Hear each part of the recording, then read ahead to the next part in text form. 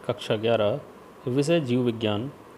आज का टॉपिक है पेशीय ऊतक अर्थात मस्कुलर टिश्यू। पेशी ऊतक लंबी, सक्रिय और अत्यधिक संकुचनशील पेशी कोशिकाओं, जिन्हें हम पेशी तंतु भी कह सकते हैं, पेशी तंतुओं से बने बंडलों के रूप में होते हैं। इन बंडलों के चारों ओर संयोजी ऊतक का आवरण पाया जाता है। पेशी तंतुओं के कोशिका द्रव को सार्कोप्लाज्म कहा जाता है। प्रत्येक पेशी तंतु के चारों ओर एक पतली झिल्ली होती है जिसे हम सार्कोलेमा कहते हैं। पेशी तंतु के अंदर अनेक महीन मायोफाइब्रिल्स होते हैं, जिनमें उपस्थित माइटोकॉन्ड्रिया को सार्कोसोम्स के नाम से भी जाना जाता है। पेशी ऊतक का मुख्य कार्य शरीर के विभिन्न भागों में गतियां उत्पन्न करना है। इसके अलावा पेशी ऊतक शरीर के अंदर भोजन के प्रवाह अर्थात आगे बढ़ाना भोजन को, श्वसन पथ में श्वसन गैसों का प्रवाह है, रुधिर वाहिनियों में रुधिर का प्रवाह है, हृदय के स्पंदन से संबंधित भी क्रियाओं के लिए महत्वपूर्ण होते हैं। अब समझेंगे पेशियों के प्रकार, टाइप्स ऑफ मसल्स। हमारे शरीर में 3 प्रकार की पेशियां पाई जाती हैं: अरेखित पेशियां, रेखित पेशियां तथा हृद पेशियां। तो सबसे पहले पढ़ेंगे अरेखित पेशियां अर्थात अनस्ट्राइप्ड मसल्स। अरेखित पेशियां हमारी आहार नाल, मूत्राशय, पित्ताशय, वाहिनियों तथा रुधिर वाहिनियों की दीवार में पाई जाती हैं। ये पेशियां कभी भी अस्थियों से नहीं जुड़ी होती हैं।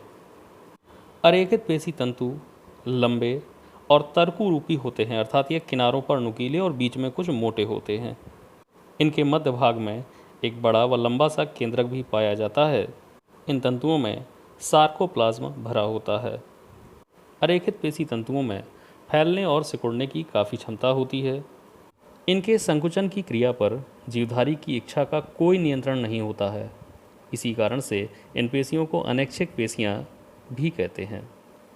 इन पेशियों का मुख्य कार्य शरीर की गुहाओं को चौड़ा करना और छिद्रों को खोलना तथा बंद करना है। अब समझेंगे रेखित पेशी अर्थात स्ट्राइप्ड मसल्स। रेखित पेशियां जंतु शरीर के उन भागों में पाई जाती हैं जिसमें कि जंतु अपनी इच्छानुसार कार्य करता है। इसीलिए इन पेशियों को ऐच्छिक पेशियां भी कहते हैं। ये पेशियां अस्थियों से जुड़ी रहती हैं, इसलिए इन्हें कंकाल पेशियां अर्थात स्केलेटल मसल्स के नाम से भी जाना जाता है। रेखित पेशियों के तंतु लंबे, अशाखित एवं बेलनाकार होते हैं। इनका कोशिका द्रव सार्कोप्लाज्म होता है तथा इनके चारों ओर सार्कोलेमा का महीन आवरण पाया जाता है। प्रत्येक रेखित पेशी तंतु में अनेक केंद्रक पाए जाते हैं। पेशी तंतु के अंदर अनेक मायोफाइब्रिल, जिन्हें हम पेशी तंतुक कहते हैं, मायोफाइब्रिल्स पाए जाते हैं और इन्हीं मायोफाइब्रिल्स के कारण तंतु में हल्के व गहरे रंग की पट्टियाँ दिखने लगती हैं। इनमें उपस्थित गहरी पट्टियों को ए बैंड तथा हल्की पट्टियों को आई बैंड कहा जाता है। ए बैंड मायोसिन नामक प्रोटीन की बनी होती है, जबकि आई बैंड में एक्टिन नामक प्रोटीन की महीन छड़ें पाई जाती हैं। आई बैंड के बीच एक गहरे रंग की रेखा दिखाई देती है जिसे जेड डिस्क कहते हैं।